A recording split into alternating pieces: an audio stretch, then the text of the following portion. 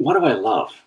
Deep thinking, contemplating, um, thinking about how our mind, how we perceive things, influences the outcome that we set out to achieve. So if, a simple example, if you've got a negative mindset, if you're always using negative words, you're going to tend to get a more negative result. If you fail and you've got a negative mindset, you're going to focus on why it didn't work, that you've always failed, that what's the point in trying again?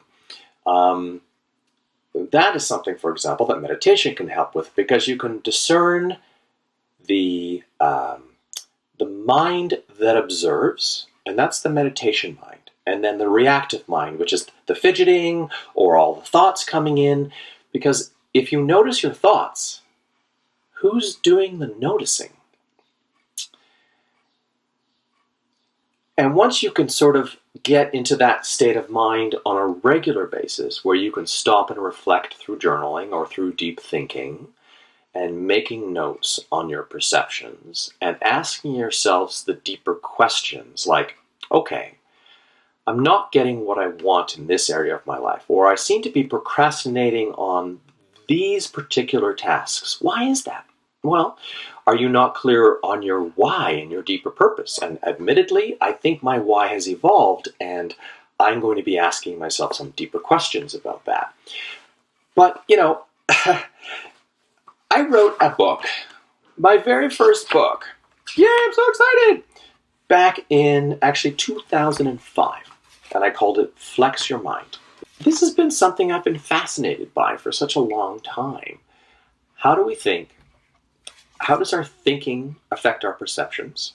How can we not so much alter, but improve our thinking so that we can, step by step, get to where we want to go?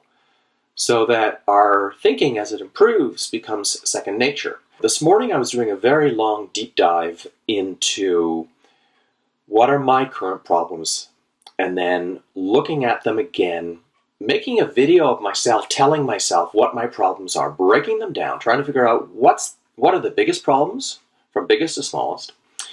Then what are the problems I need to action first from that list? Because the biggest problem might not be the problem to take a hammer and work at first. It might be so big that it needs several steps, so it might be further down the list. And then once I have this list done, I have problem 1 that I'm going to start with and problem 2 that I'm going to follow up with. I create 3 things that I can do right away, or 3 things that I can action to help solve that problem or that obstacle. Doing that exercise was mind-blowing this morning. I had a couple of revelations and aha moments about why these things haven't been working for me. And it's always me, standing in my own way. To be at this point in my life, to recognize that I am the one who can make these changes, that I can actually coach myself through some of my challenges. That doesn't mean I don't need a coach, because I have a coach right now. And this guy is not directly kicking my ass, but the exercises that he's providing in this program, I am throwing myself into them and absorbing them and thinking about them and doing the work. And it's exciting as all fuck, because when I can see why I'm not doing what I know I should be doing, and I can take action to get there, it's uplifting, and I feel better.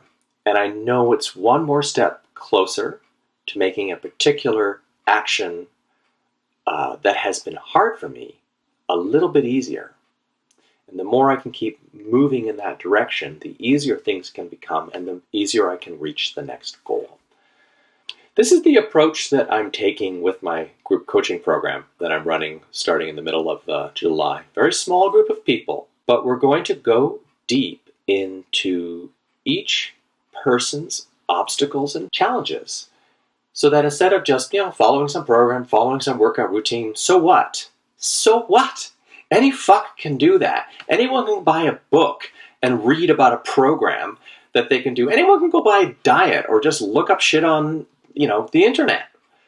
But will we do it? This is why I'm part of this coaching program, to help me do more, but not just do more, but do it more efficiently and to manage myself so that I can be more effective. And that's the kind of work that I not only love doing with myself, but I really enjoy doing one-on-one or in a small group with other people. So I've got another video ready to drop on the pieces of the puzzle. I alluded to that in a video last week on my coaching page, my fan page on Facebook. So watch out for that, probably coming out tomorrow.